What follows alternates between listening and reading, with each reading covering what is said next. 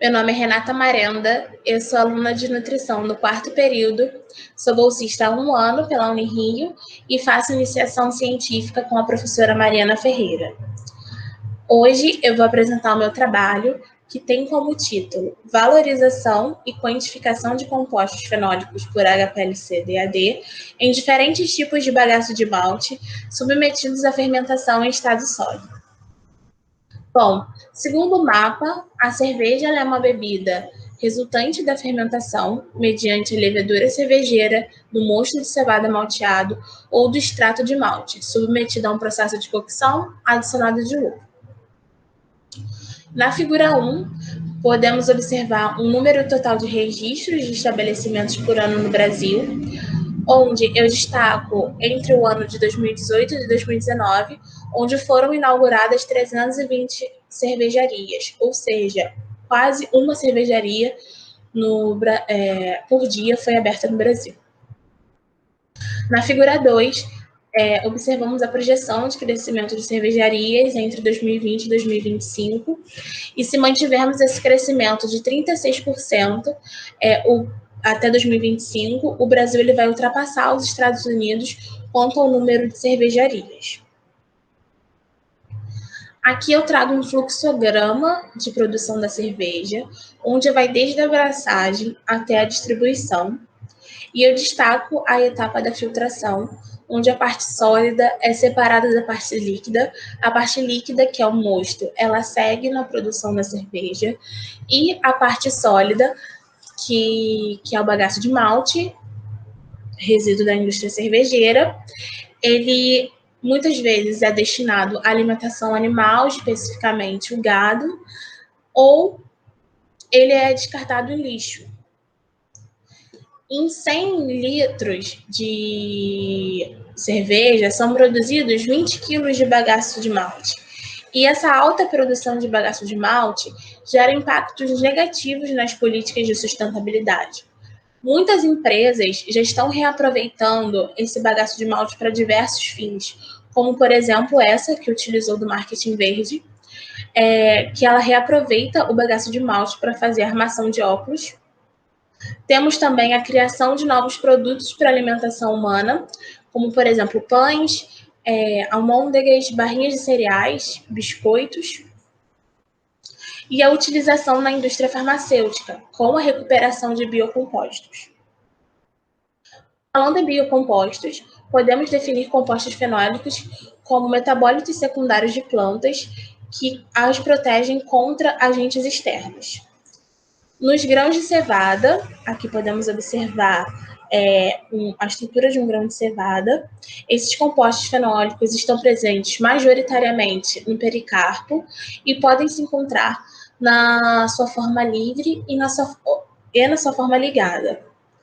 Diferentes tipos de processamento impactam no perfil dos compostos fenólicos. E a fermentação em estado sólido é um tipo de processamento que tem por definição o crescimento de micro-organismos em substratos sólidos na ausência de água livre.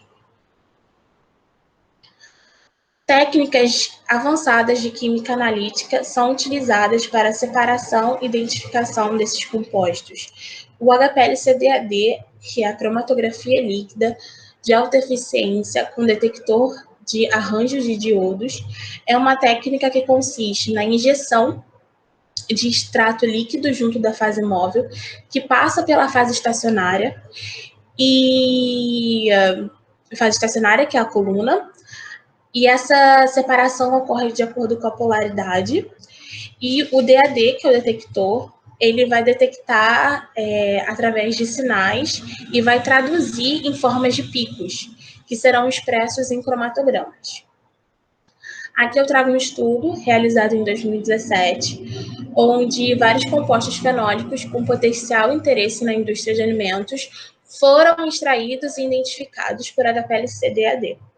Ou seja, é uma técnica bastante utilizada para fenólicos com interesse na indústria de alimentos e até a indústria farmacêutica também.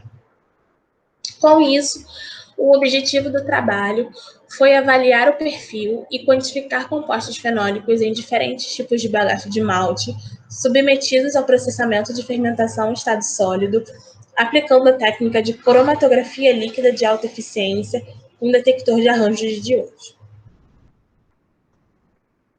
A fermentação em estado sólido, ela ocorreu em 3 diferentes tipos de bagaço de malte, do tipo Pilsen, Witbier e IPA. Foram selecionados 5 micro-organismos, cedidos pelo Laboratório de Biotecnologia Microbiana Labim UFRJ. O experimento ocorreu em duplicata, a 30 graus, onde foram adicionados 5 gramas de bagaço de malte, água e esporos de micro-organismos. A análise da fermentação ocorreu em diferentes dias. A extração partiu de 300 mg de bagaço de malte, seguida de extração em solução etanólica e potencializada por ultrassom de ponta por 30 minutos. Ocorreu um pool das replicatas e assim foram obtidos os extratos de compostos livres. A partir dos pellets, foi feita uma hidrólise alcalina, seguida de hidrólise ácida, pool das amostras e assim foram obtidos os extratos ligados.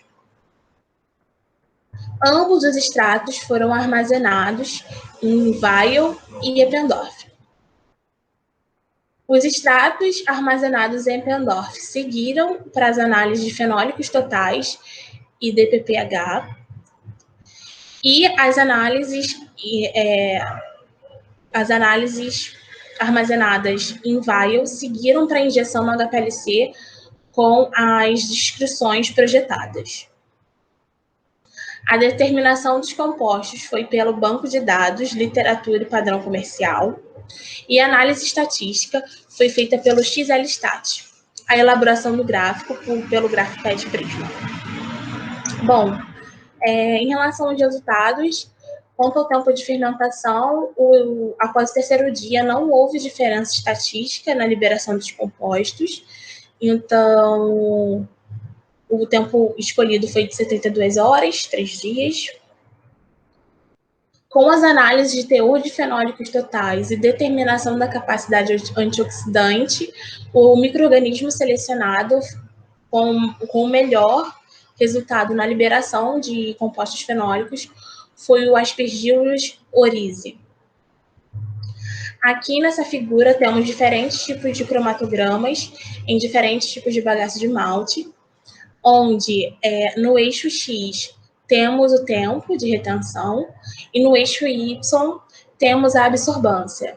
E ao comparar o efeito da fermentação nos 3 diferentes tipos de bagaço de malte, observamos que, em geral, houve um aumento dos compostos fenólicos livres e uma diminuição dos compostos fenólicos ligados. E isso ocorre devido à grande variedade de enzimas produzidas pelo micro-organismo, como por exemplo, a alfa-amilase e a beta-glucosidase. E isso ocorre, na verdade, essas enzimas, elas participam na quebra das ligações, que assim altera o perfil desses compostos fenólicos. Os compostos fenólicos foram identificados e quantificados através de padrões comerciais e observamos que na Pilsen controle ligado e na Pilsen fermentado ligado houve uma diferença significante da concentração de ácido cafeico.